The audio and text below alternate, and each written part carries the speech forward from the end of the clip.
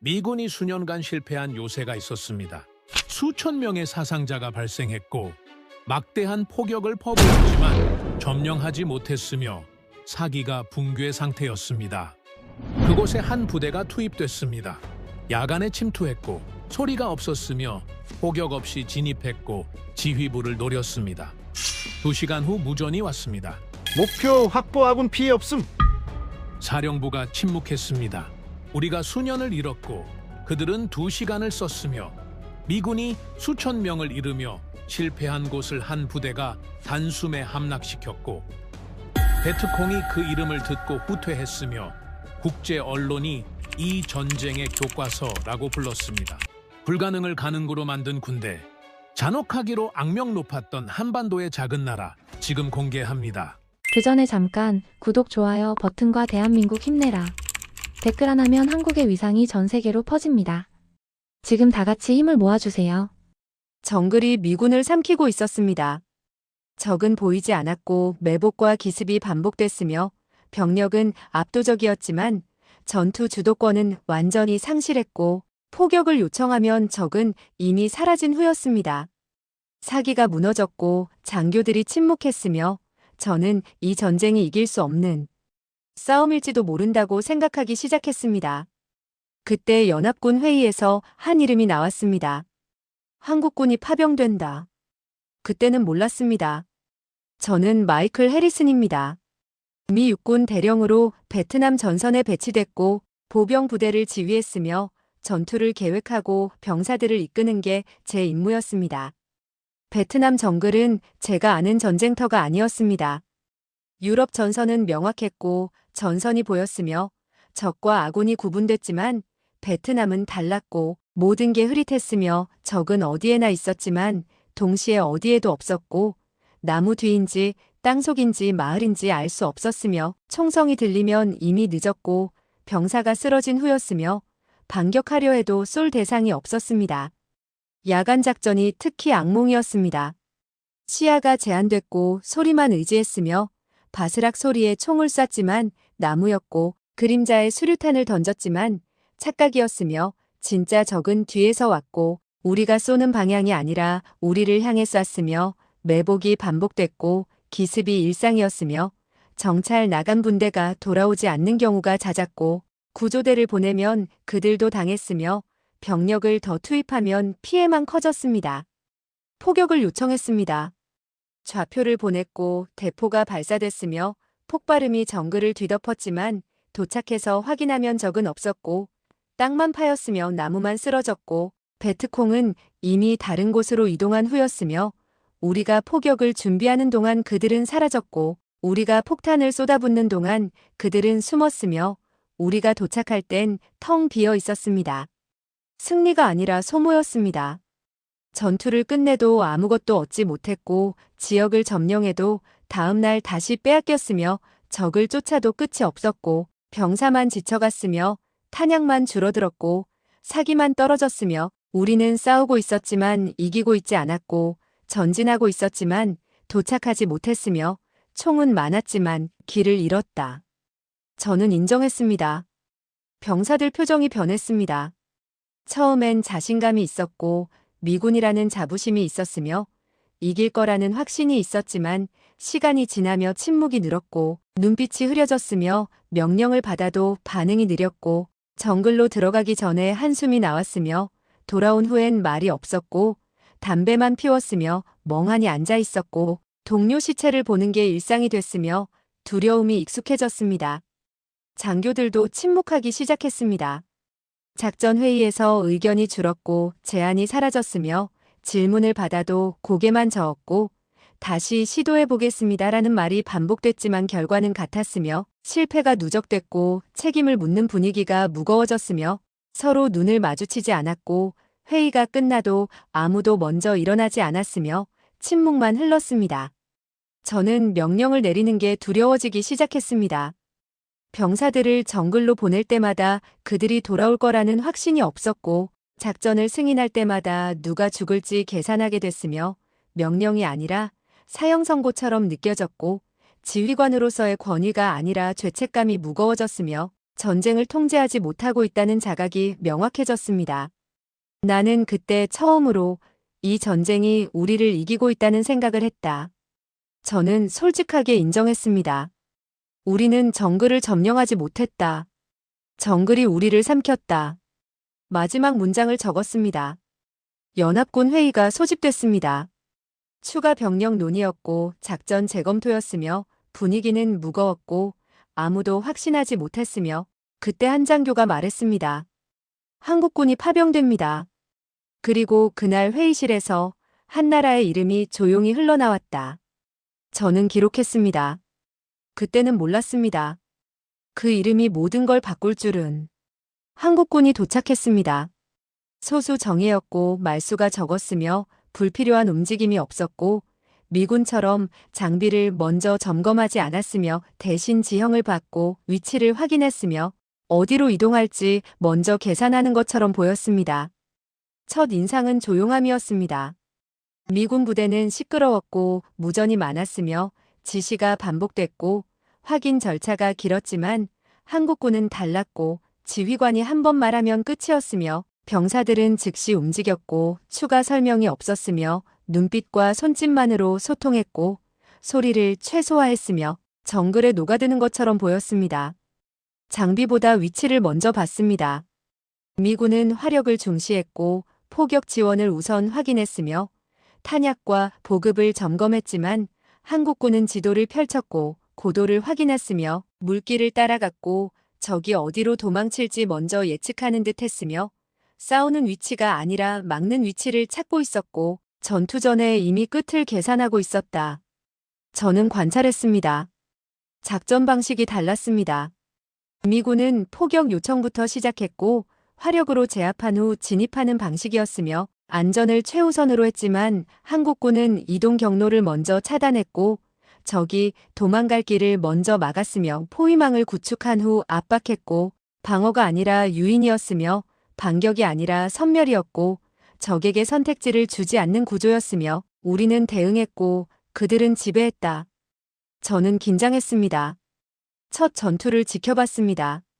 한국군이 정찰에 나섰고 베트콩 흔적을 발견했으며 미군이라면 포격을 요청했을 상황이었지만 한국군은 조용히 움직였고 소리 없이 포위했으며 퇴로를 차단했고 신호 하나 없이 동시에 진입했으며 교전 시간이 짧았고 총성이 몇 번 울렸지만 금방 멈췄으며 비명도 없었고 폭발도 없었으며 그저 침묵이 돌아왔습니다. 결과를 확인했습니다. 베트콩 시체만 남았고 아군 피해는 없었으며 부상자도 없었고 탄약 소모도 최소였으며 전투가 끝난 지역은 정리돼 있었고 흔적이 명확했으며 도망친 적이 없었고 생포된 자도 있었으며 완벽하게 종결된 전투였고 전투가 아니라 처리에 가까웠다. 저는 충격받았습니다. 미군 내부가 동요하기 시작했습니다. 우리가 수개월 동안 못한 걸 그들은 하루 만에 끝냈다는 말이 돌았고 불신이 먼저였으며 운이 좋았을 것이라는 반응이 나왔지만 같은 결과가 반복되자 당혹감이 퍼졌고 설명할 수 없었으며 우리 방식과 너무 달랐고 화력이 적었는데 결과가 좋았으며 병력이 적었는데 피해가 없었고 시간이 짧았는데 완결됐으며 기존 공식이 통하지 않았습니다. 병사들 반응이 복잡했습니다. 존경보다 당혹이 먼저였고 감탄보다 불편함이 컸으며 우리가 약했던 건가라는 질문이 나왔고 저들이 특별한 건가라는 의심이 퍼졌으며 자존심이 상했지만 부정할 수 없었고 결과가 명확했기 때문이었으며 누구도 말하지 않았다. 저는 당혹했습니다. 장교 회의에서 침묵이 흘렀습니다. 한국군 전투 방식을 분석했고 보고서를 검토했으며 데이터를 확인했지만 설명이 어려웠고 공격적이다, 위험하다, 우리 방식과 다르다는 말만 반복됐으며 그러나 결과는 부정할 수 없었고 피해가 적었으며 효율이 높았고 완결성이 확실했으며 누구도 먼저 평가를 내리지 못했습니다. 저는 균열을 느꼈습니다. 제가 아는 전쟁 공식이 통하지 않았고 화력 우선 원칙이 무너졌으며 안전 제일 철칙이 흔들렸고 한국군은 위험을 감수했지만 성공했으며 병력을 아꼈지만 이겼고 시간을 줄였지만 완벽했으면 기존 방식을 재검토해야 할 것 같았지만 나는 아직 믿지 않으려 했다. 저는 경계했습니다. 그들은 싸우기 전에 이미 끝을 계산하고 있었다. 저는 정리했습니다. 그들은 서두르지 않았다. 마지막 문장을 적었고 우연일 수도 있다. 스스로를 설득했습니다. 노획 문서가 발견됐습니다. 베트콩 지휘부에서 나온 것이었고 작전 지침서였으며 여러 전투 규칙이 적혀 있었는데 한 문장이 제 눈을 멈췄고 번역관이 조심스럽게 읽었으며 확실한 승리가 아니면 한국군과 교전 금지라는 지침이었고 저는 다시 읽었으며 오타가 아니었고 명확한 명령이었으며 베트콩이 회피 대상으로 지정한 부대가 있었고 그게 한국군이었습니다. 의심에서 놀람으로 바뀌었습니다. 베트콩은 미군을 두려워하지 않았고 화력이 압도적이어도 매복했으며 숫자가 많아도 기습했고 포격이 쏟아져도 다시 돌아왔지만 한국군은 달랐고 교전을 피하라는 지침이 내려왔으며 확실한 승리가 보장되지 않으면 싸우지 말라는 명령이었고 이건 존중이 아니라 공포였으며 전술적 판단이 아니라 생존 본능이었습니다. 야간 작전을 관찰할 기회가 왔습니다. 한국군 소규모 부대가 정찰에 나섰고 병력은 10여 명이었으며 장비는 최소였고 중화기도 없었으며 포격 지원도 요청하지 않았고 그저 조용히 정글 깊숙이 들어갔으며 밤이 되자 완전히 사라졌고 무전도 끊겼으며 위치도 확인되지 않았고 미군이라면 절대 시도하지 않을 방식이었으며 그들에게 밤은 은신처가 아니라 무기였다. 저는 긴장했습니다. 다음 날 아침 결과가 보고됐습니다. 베트콩 20여 명이 사살됐고 생포자가 있었으며 한국군 피해는 없었고 탄약 소모도 적었으며 전투는 근접전이었고 총검과 수류탄이 주로 사용됐으며 소리를 최소화했고 적이 도망칠 시간을 주지 않았으며 퇴로가 미리 차단돼 있었고 포위망 안에서 종결됐으며 싸움은 있었지만 탈출은 없었다. 저는 수긍했습니다. 작전 방식을 분석했습니다. 한국군은 소수로 움직였지만 위치 선정이 정확했고 적의 이동 경로를 예측했으며 퇴로를 먼저 차단했고 포위망을 구축한 후 압박했으며 적이 선택할 수 있는 옵션을 하나씩 제거했고 도망칠 방향을 막았으며 숨을 곳을 없앴고 구원받을 가능성을 차단했으며 그들은 적에게 선택지를 주지 않았다. 저는 이해하기 시작했습니다. 집요함이 달랐습니다. 미군은 아군 피해가 발생하면 재평가했고 위험이 커지면 철수를 고려했으며 안전이 최우선이었지만 한국군은 달랐고 전투가 시작되면 끝을 봤으며 아군 피해가 나와도 추격을 멈추지 않았고 적을 완전히 제거할 때까지 철수하지 않았으며 끝을 보지 않으면 멈추지 않는 방식이었고 이건 용맹이 아니라 원칙이었으며 감정이 아니라 체계였습니다. 베트콩 내부에서 변화가 감지됐습니다. 정보 보고에 따르면 한국군 주둔 지역을 회피하는 움직임이 포착됐고 작전 계획에서 한국군 구역이 제외되기 시작했으며 같은 목표물이라도 한국군이 있으면 공격을 연기했고 미군 단독 부대만 선택적으로 타격했으며 전장 지형 자체가 바뀌고 있었고 한국군이 있는 곳이 공백지대가 되고 있었으며 적이 먼저 피했다. 저는 충격받았습니다. 생포에 대한 공포가 퍼졌다는 정보도 입수됐습니다. 한국군에게 붙잡히면 끝이라는 소문이 베트콩 사이에 퍼졌고 포로 신문이 철저했으며 정보가 완전히 빠져나갔고 조직 전체가 노출됐으며 그래서 생포되는 이 자살하는 사례가 발생하기 시작했고 수류탄으로 자폭했으며 항복하지 않고 끝까지 싸우다 죽었고 공포는 무기가 되었고 그들은 그걸 알고 있었다. 저는 전율했습니다. 제 기준이 흔들리기 시작했습니다. 전쟁은 화력과 병력의 싸움이라 배웠고 안전하게 이기는 게 최선이라 믿었으며 피해를 최소화하는 게 지휘관의 덕목이라 생각했지만 한국군은 달랐고 완결이 우선이었으며 안전보다 종결을 택했고 피해를 감수하더라도 끝을 냈으며 그 결과 더 적은 피해로 더 큰 성과를 냈고 적은 그들을 두려워했으며 회피했고 이건 잔인함이 아니라 체계다니? 저는 인정했습니다. 내가 알던 전쟁이 아니었다. 저는 붕괴 시작을 느꼈습니다. 그날 이후 나는 전쟁을 다시 정의해야 했다. 마지막 문장을 적었습니다. 미군 지휘부 회의에서 한국군 전투 방식이 논의 테이블에 올랐습니다. 전술 보고서가 제출됐고 전투 결과가 분석됐으며 숫자는 완벽했지만 분위기는 불편했고 일부 장교들이 문제를 제기하기 시작했으며 너무 과하다는 말이 나왔고 국제 여론에 악영향을 줄 수 있다는 우려가 표명됐으며 심지어 한국군 투입 축소를 주장하는 의견까지 나왔고 효율성보다 윤리가 먼저 거론됐으며 승리보다 방식이 문제가 됐습니다.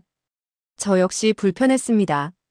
전술적으로는 완벽했고 결과는 명확했으며 피해는 최소였고 효율은 최고였지만 그러나 결과는 지나치게 냉혹했고 적의 시체가 너무 많았으며 생존자가 거의 없었고 포로도 적었으며 전투라기보다 제거에 가까웠고 이게 과연 옳은 전쟁인가라는 질문이 제 안에서 자라나기 시작했으며 지휘관으로서 승리를 원하지만 인간으로서 불편했고 군인으로서 인정하지만 양심으로서 망설여졌습니다.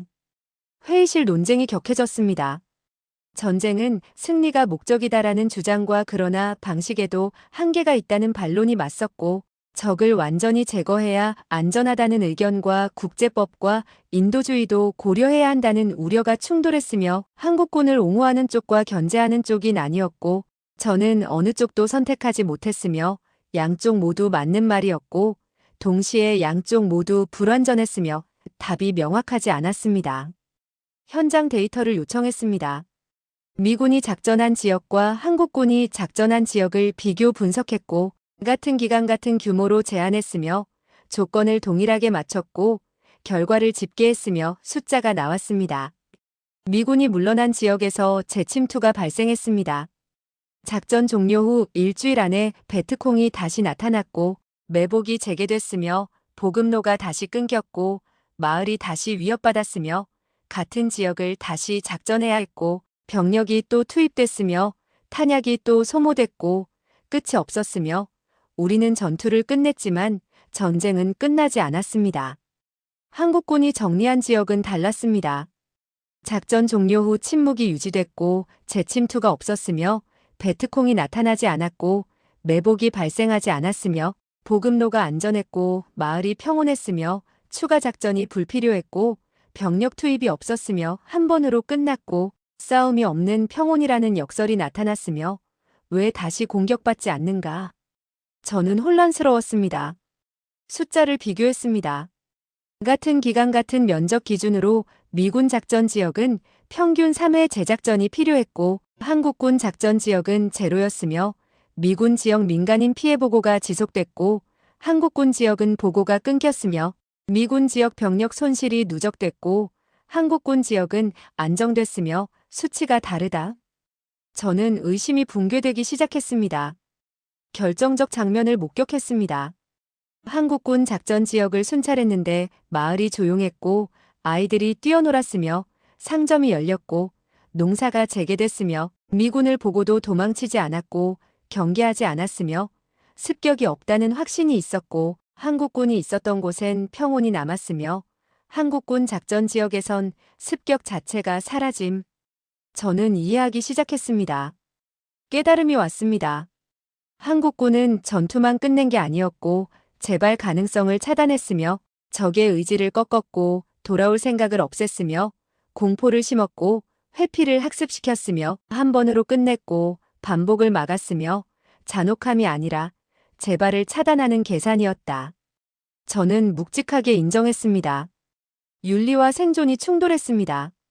인간적으로는 불편했지만 군사적으로는 완벽했고 양심적으로는 망설여졌지만 결과적으로는 효과적이었으며 방식은 거칠었지만 목적은 달성됐고 우리는 전투를 끝냈고 그들은 전쟁을 끝냈다.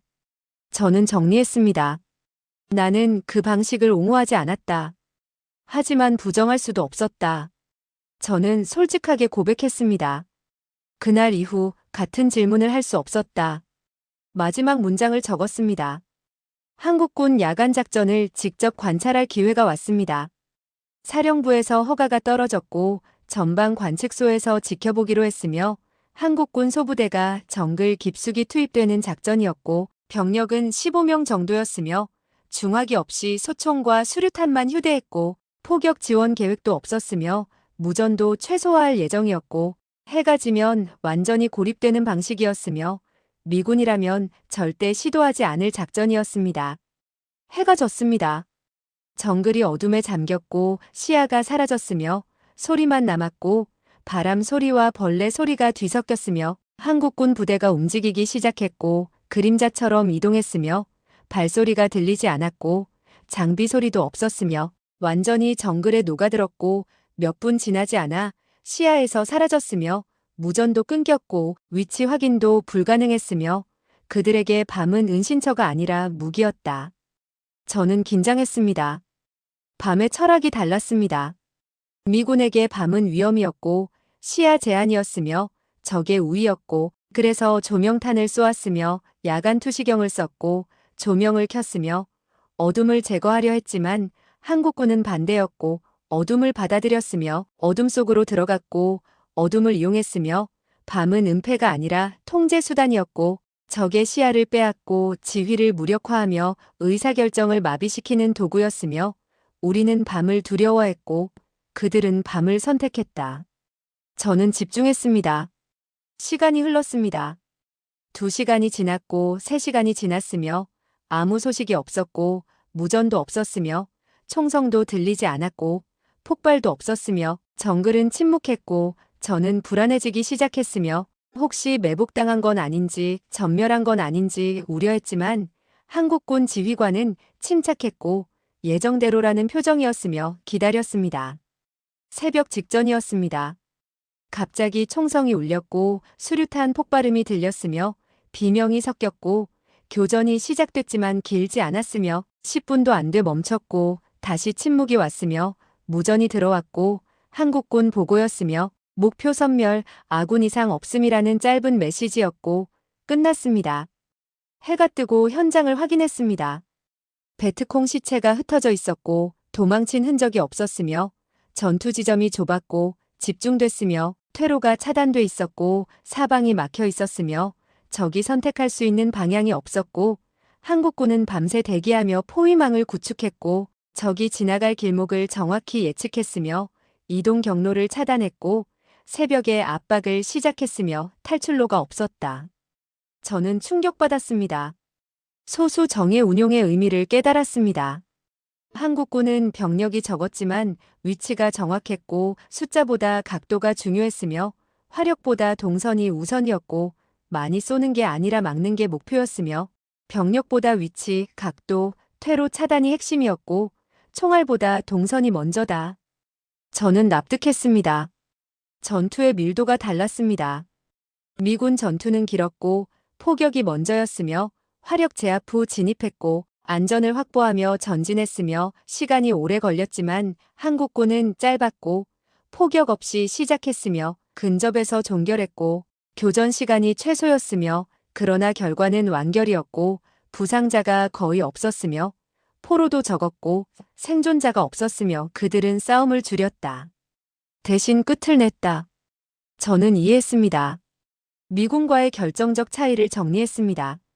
미군은 안전이 우선이었고 아군 피해 최소화가 목표였으며 위험하면 철수했고 재작전을 계획했으며 병사 생명이 최우선이었지만 한국군은 종결이 우선이었고 끝을 보는 게 목표였으며 위험에도 완수했고 한 번으로 끝냈으며 임무 완수가 최우선이었고 철학이 달랐으며 우선순위가 달랐고 결과도 달랐습니다. 인식이 전환됐습니다.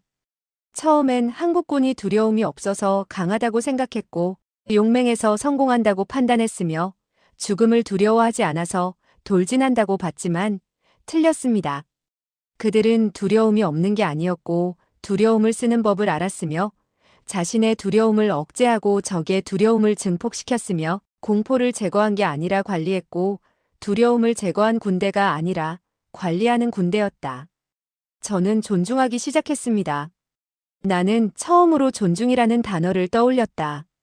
저는 인정했습니다. 이건 기술이다. 마지막 문장을 적었습니다. 정보가 입수됐습니다. 베트콩이 대규모 병력을 집결시키고 있었고 목표는 한국군 거점이었으며 보복성 공격이었고 이번엔 한국군을 꺾는다는 내부 정보가 포착됐으며 숫자상 우위를 확보했고 병력을 3배 이상 모았으며 중화기도 준비됐고 야간 기습이 예정됐으며 이번엔 다르다. 저는 불안해졌습니다. 한국군 상황이 열악했습니다. 병력은 수적 열세였고 일개 중대 규모에 불과했으며 보급선이 길었고 지원받기 어려운 위치였으며 주변에 미군 부대도 없었고 포격 지원도 제한적이었으며 철수를 요청할 수 있는 상황이었고 사령부도 철수를 권고했으며 명예로운 후퇴가 가능했고 누구도 비난하지 않을 선택이었습니다. 한국군이 답했습니다.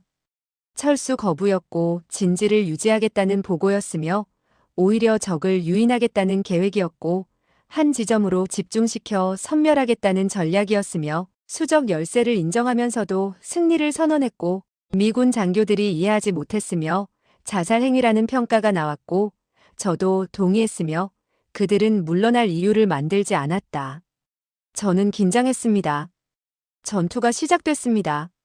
밤이었고 베트콩이 공격해왔으며 숫자가 압도적이었고 사방에서 총성이 울렸으며 한국군 진지가 포위됐고 탈출로가 차단됐으며 무전으로 상황을 들었고 교전이 격렬했으며 포격 지원을 요청했고 좌표가 정확했으며 그러나 적이 너무 가까웠고 아군과 적군 거리가 수십 미터였으며 포격이 위험했고 오폭 가능성이 높았으며 미군이라면 중단했을 상황이었습니다. 한국군 지휘가 흔들리지 않았습니다. 정확한 좌표를 계속 송신했고 적 위치 확실, 포격 요청이라는 무전이 반복됐으며 전투 중인데도 냉정했고 혼란이 없었으며 지휘관 목소리가 안정적이었고 계산이 명확했으며 포격이 떨어졌고 한국군 진지 바로 앞이었으며 너무 가까웠고 위험했지만 정확했으며 적 집결지를 타격했고 베트콩 대열이 무너지기 시작했습니다. 백병전이 시작됐습니다. 거리가 너무 가까워졌고 총검이 사용됐으며 수류탄이 터졌고 근접 격투가 벌어졌으며 무전으로 들리는 소리가 끔찍했고 비명과 폭발음이 섞였으며 몇 시간이 지속됐고 새벽까지 이어졌으며 한국군이 버텼고 물러서지 않았으며 진지를 사수했고 반격했으며 베트콩이 흔들리기 시작했고 후퇴가 시작됐으며 도망쳤고 추격이 이어졌으며 끝까지 쫓았습니다. 해가 뜨고 결과가 확인됐습니다. 베트콩 시체가 진지 주변에 흩어져 있었고 수백 구였으며 생포자도 있었고 무기가 노획됐으며 한국군 피해는 있었지만 전멸하지 않았고 부상자가 많았지만 진지는 유지됐으며 수적 열세를 극복했고 3배 병력을 격퇴했으며 불가능해 보였던 방어가 성공했고 오히려 대승이었으며 나는 그 전투를 보고 말을 잃었다. 저는 공포했습니다. 미군 사령부가 충격에 빠졌습니다. 어떻게 가능한가라는 질문이 반복됐고 설명을 요구했으며 데이터를 분석했지만 이해가 안 됐고 수적 열세에서 승리한 사례였으며 포위당했는데 버텼고 철수 가능했는데 싸웠으며 상식적으로 불가능한 결과였고 한국군 지휘관을 불렀으며 어떻게 했는가라고 물었지만 답변은 단순했고 할 수 있다고 판단했습니다였으며 근거를 물었지만 해봤습니다였고 더 이상 질문할 수 없었습니다. 제 기준이 완전히 붕괴 직전이었습니다. 수적 우위가 승리를 보장한다고 배웠고 열세에선 철수가 합리적이라 믿었으며 포위되면 돌파가 최선이라 생각했지만 한국군은 달랐고 숫자를 극복했으며 열세에서 싸웠고 포위에서 버텼으며 그리고 이겼고 제가 아는 전쟁 공식이 전부 무너졌으며 병력 화력지형 모든 조건이 불리했는데 승리했고 합리적 판단으론 철수해야 했는데 방어했으며 상식으론 불가능했는데 해냈고 이번엔 그들도 무너질 거라 생각했다. 저는 틀렸습니다. 존경이 경외로 바뀌었습니다. 처음엔 전술을 존중했고 다음엔 방식을 이해했으며 이제는 의지를 경외했고 그들은 이길 수 있어서 싸운 게 아니라 싸워야 해서 이겼으며 승산이 있어서 버틴 게 아니라 버텨야 해서 승리했고 합리적 계산이 아니라 완수 의지였으며 이제는 부정할 수 없었다. 저는 기준 붕괴를 느꼈습니다. 미군이 수년간 실패한 요새가 있었습니다. 전략적 요충지였고 보급로를 장악하는 위치였으며 베트콩이 견고하게 구축했고 동굴과 참호가 복잡하게 연결됐으며 미군이 여러 차례 공격했지만 실패했고 반복된 작전이 있었으며 수천 명의 사상자가 발생했고 막대한 포격을 퍼부었지만 점령하지 못했으며 폭격기까지 투입했지만 요새는 살아남았고 병력만 소모됐으며 탄약만 사라졌고 사기가 붕괴 상태였으며 그 지역을 담당한 부대는 지쳐 있었고 더 이상 시도하고 싶어 하지 않았으며 우리는 수년을 잃었다. 저는 좌절했습니다. 한국 해병대가 투입됐습니다. 사령부 결정이었고 새로운 시도였으며 미군이 못한 걸 해보라는 명령이었고 기대보다 체념에 가까웠으며 해봐야 알겠지만 어렵다는 분위기였고 저 역시 회의적이었으며 한국군이 강하다는 건 인정하지만 이 요새는 다르다고 생각했고 수년간 미군 정예부대가 실패한 곳이었으며 왜 지금 투입하는가? 저는 의문이었습니다. 한국 해병대가 현장에 도착했습니다.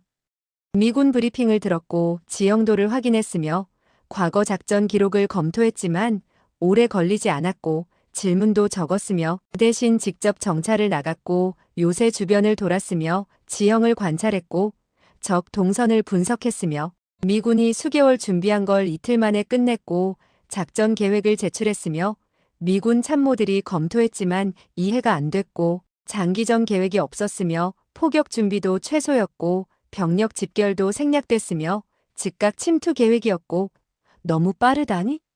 저는 긴장했습니다. 작전 개시 전 회의에서 한국 지휘관이 말했습니다. 시간이 길어질수록 위험합니다. 짧은 문장이었고 설명이 더 있을 줄 알았지만 끝이었으며 미군 장교가 물었고 장기 포위는 고려하지 않습니까? 라는 질문에 안 합니다라는 답변이었으며 왜 그렇습니까? 라고 재차 물었지만 끝내야 합니다라는 말만 반복됐고 더 이상 설명하지 않았으며 회의가 끝났고 작전이 시작됐습니다. 야간이었습니다. 한국 해병대가 움직였고 소리가 없었으며 조명도 없었고 정글 속으로 사라졌으며 포격 없이 시작됐고 지원 없이 진입했으며 소규모 침투 부대였고 요새 후방으로 우회했으며 정면 공격이 아니라 측면 침투였고 미군이 시도했던 방식과 달랐으며 무전이 끊겼고 소식이 없었으며 1시간이 지났고 아무 보고가 없었으며 저는 불안했습니다. 갑자기 폭발음이 들렸습니다. 요새 내부에서 터졌고 수류탄이었으며 총성이 이어졌고 짧고 집중적이었으며 비명이 섞였고 혼란이 느껴졌으며 10분도 안 돼 잠잠해졌고 다시 폭발이 있었으며 다른 위치였고 요새 여러 곳에서 동시다발적으로 터졌으며 조직적이었고 계획된 것이었으며 내부에서 무너지고 있었고 중심부가 타격당하고 있었으며 지휘부를 노리고 있었습니다. 2시간이 지났습니다. 무전이 왔고 한국 해병대 보고였으며 목표 확보. 아군 피해 없음. 적 생포 중. 이라는 짧은 메시지였고 사령부가 침묵했으며 다시 확인 요청했고 목표 확보 맞습니까? 라고 물었지만 확인. 요새 장악 완료. 라는 답변이었으며 믿기지 않았고 재확인을 또 요청했지만 같은 답이 돌아왔으며 끝났다. 저는 경외했습니다. 새벽에 현장을 확인했습니다. 요새가 조용했고 한국 해병대가 장악하고 있었으며 베트콩 시체가 있었고 생포자가 무릎 꿇고 있었으며 지휘부가 제거됐고 저항이 붕괴됐으며 동굴 입구마다 한국군이 배치됐고 완전히 통제된 상태였으며 미군이 수년 동안 수천 명을 잃으며 실패한 요새를 한국 해병대는 단 2시간 만에 함락시켰고 아군 피해 없이 끝냈으며 우리는 수년을 잃었고 그들은 2시간을 썼다. 저는 말을 잃었습니다. 작전을 분석했습니다. 한국 해병대는 정면 공격하지 않았고 화력으로 제압하지 않았으며 대신 침투했고 지휘부를 노렸으며 머리를 쳤고 중심을 무너뜨렸으며 요새 전체를 공격한 게 아니라 핵심만 제거했고 시간을 끌지 않았으며 즉각 종결했고 우연이 없었으며 계산이 정확했고 실행이 완벽했으며 그 전투에는 우연이 없었다. 저는 납득했습니다. 미군 지휘부가 혼란에 빠졌습니다. 우리가 약했던 건가라는 질문이 나왔고, 전략이 틀렸던 건가라는 자책이 이어졌으며, 아니면 저들이 다른 존재인가라는 의문이 퍼졌고, 답이 없었으며, 비교 자체가 무의미해졌고, 같은 기준으로 평가할 수 없었으며, 그들은 예외였다. 저는 기준 붕괴를 완성했습니다. 그날 이후 나는 비교를 멈췄다. 저는 선언했습니다. 설명할 수 없다. 마지막 문장을 적었습니다. 베트콩의 움직임이 바뀌기 시작했습니다. 정보 분석 결과 한국군 주둔 지역을 우회하는 패턴이 명확해졌고, 같은 목표물이라도 한국군이 배치되면 작전을 연기했으며, 공격 계획에서 한국군 구역이 자동으로 제외됐고, 미군 단독 부대만 선택적으로 타격했으며, 전장 지형 자체가 재편되고 있었고, 한국군이 있는 곳이 공백지대가 되고 있었으며, 베트콩은 더 이상 한국군과 정면으로 맞서지 않았고, 회피했으며 피했고 적이 먼저 피했다. 저는 인정했습니다. 미군 내부 인식이 완전히 전환됐습니다. 한국군이 있는 곳이 가장 안전하다는 말이 병사들 사이에 퍼졌고, 사실이었으며 통계가 증명했고, 한국군 주둔 지역 습격 발생률이 거의 제로였으며, 미군 지역과 비교하면 10분의 1 이하였고, 연합작전 편성 시 한국군과 함께하길 원했으며, 부대 배치 희망 조사에서 한국군 인근이 1순위였고, 생존율이 높았기 때문이었으며, 병사들이 알고 있었고, 숫자로 확인했으며, 선호가 명확했습니다. 타 부대 교육 대상이 됐습니다. 미군 장교들이 한국군 부대를 견학했고, 훈련 방식을 배우려 했으며, 작전 계획을 연구했고, 전술 교범을 요청했으며, 한국군 지휘관이 강연했고, 미군 참모들이 들었으며 질문이 쏟아졌지만 답은 간단했고, 끝까지 한다는 원칙이었으며, 재발을 막는다는 철학이었고, 적에게 선택지를 주지 않는다는 방식이었으며, 이해는 됐지만 실행은 어려웠고, 같은 방식을 따라 할 수 없었으며, 문화가 달랐고, 철학이 달랐으며 우선순위가 달랐습니다. 대민 지원 현장을 방문했습니다. 고보이 마을이었고, 한국군이 관리하는 지역이었으며, 전투에서 본 한국군과 달랐고, 민간인에게 다가갔으며, 아이들과 놀았고, 의료 지원을 했으며, 학교를 지었고, 우물을 팠으며, 농사를 도왔고, 마을 재건에 참여했으며, 웃었고, 따뜻했으며, 전투에서 본 냉혹함이 없었고, 같은 사람들인가 의심스러웠으며, 그들은 두 얼굴을 가졌다. 저는 복합적 감정을 느꼈습니다. 마을 사람들 반응이 달랐습니다. 미군을 보면 경계했고, 거리를 뒀으며, 협조는 했지만, 신뢰는 없었고, 언제든 떠날 사람들로 봤지만, 한국군을 보면 다가왔고, 아이들이 뛰어왔으며, 어른들이 인사했고, 협조가 아니라 협력이었으며, 신뢰가 있었고, 함께 사는 사람들로 대했으며, 차이가 명확했고, 이유를 물었지만, 답은 간단했으며, 한국군은 지켜줍니다라는 말이었고, 밤에도 안전합니다라는 증언이었으며, 미군은 낮에만 있지만, 한국군은 밤에도 있었고, 습격이 사라졌으며 평온이 왔고, 그래서 믿었습니다. 국제 언론이 주목하기 시작했습니다. 한국군 전투 방식을 취재했고, 기사가 나왔으며, 밤에도 안전한 지역이라는 제목이 달렸고, 베트콩이 피하는 부대라는 분석이 나왔으며, 이 전쟁의 교과서는 한국군에게 있다는 평가가 실렸고, 과장이 아니었으며 사실이었고, 데이터가 뒷받침했으며, 미군 사령부도 인정했고, 공식 문서에 기록됐으며, 세계가 기록했다. 저는 확신했습니다. 전투와 민간의 대비를 정리했습니다. 전투에서는 악마였고, 냉혹했으며, 적에게 자비가 없었고, 끝까지 추격했으며, 선택지를 주지 않았지만, 마을에서는 사람이었고, 따뜻했으며, 민간인을 보호했고, 재건을 도왔으며, 신뢰를 쌓았고, 두 얼굴이 공존했으며, 모순처럼 보였지만 일관됐고, 적과 민간을 명확히 구분했으며, 전투 대상과 보호 대상을 혼동하지 않았고, 그래서 더 무서웠다. 저는 이해했습니다. 그리고 더 존경받았다. 마지막 정리를 했습니다. 미군 병사들이 감사를 표현하기 시작했습니다. 한국군 덕분에 살았다는 증언이 나왔고, 함께 작전했던 병사들이 편지를 썼으며, 그들이 없었으면 전멸했을 것이라는 고백이 있었고, 가장 믿을 수 있는 동맹이라는 평가가 퍼졌으며 공식 감사장이 전달됐고 훈장이 수여됐으며 미군 사령부가 한국군을 인정했고 동등한 파트너로 대우했으며 보조 병력이 아니라 핵심 전력으로 분류됐고 참전국에서 기준이 됐습니다. 제 위치가 바뀌었습니다. 처음엔 판단자였고 평가하는 입장이었으며 한국군을 분석하는 관찰자였지만 이제는 증언자였고 기록하는 사람이었으며 본 것을 전달하는 역할이었고 판단할 자격이 없었으며 평가할 기준이 무너졌고 그저 목격했고 경험했으며 나는 봤다. 저는 침착하게 결론 내렸습니다. 전쟁 이후에도 흔적이 남았습니다. 한국군이 지킨 마을은 살아남았고 재건됐으며 평화가 유지됐고 한국군이 떠난 후에도 안전했으며 그들이 심은 공포가 억제력이 됐고 그들이 쌓은 신뢰가 방패가 됐으며 일시적 주둔이 아니라 영구적 변화를 남겼고 한국군은 지나갔지만 질서는 남았으며 그게 유산이었습니다.